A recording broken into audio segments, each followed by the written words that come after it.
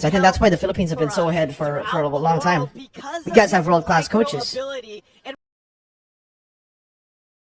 That's true, Nathan. That's true. But to be fair, I'll have to be honest with you guys, alright?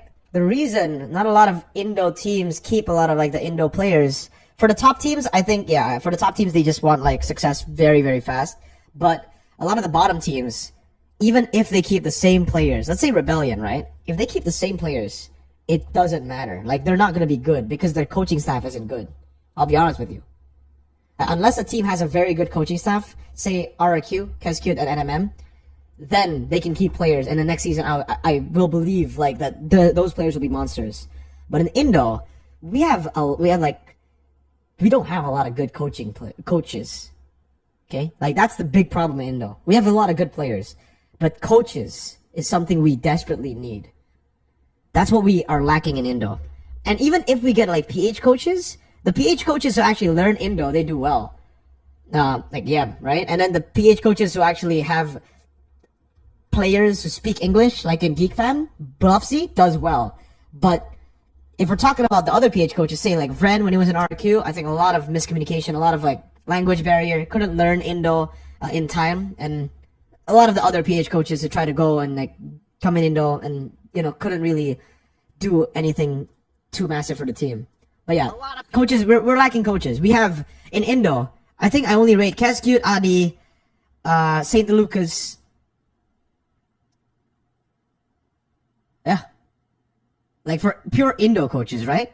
Adi, St. Lucas, KSQ. Those are the only ones who've been like, yeah, they've been solid in any team. They're able to do it really well for the team.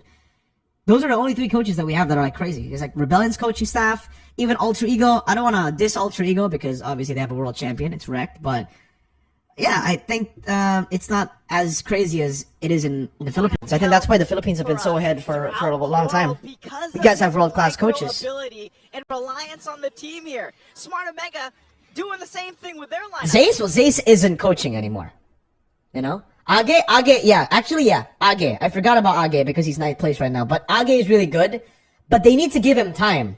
See, Evos didn't want to give him time. I think. I don't know. Or they just didn't trust. No. Also, there are a lot of reasons as to why we don't have really good coaches staying for a long time too.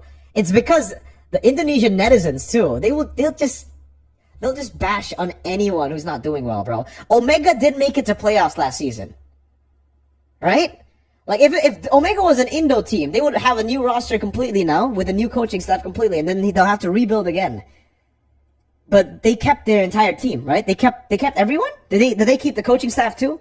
It's just a little different because I think the coaching staff, most importantly the coaching staff. Like, when it comes to the players, you can trade.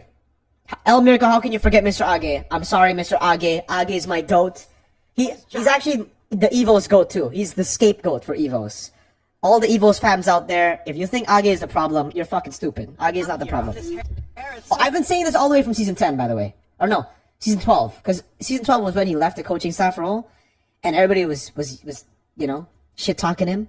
He was not the problem. Just to drop down that Zaman fourth. At least for me.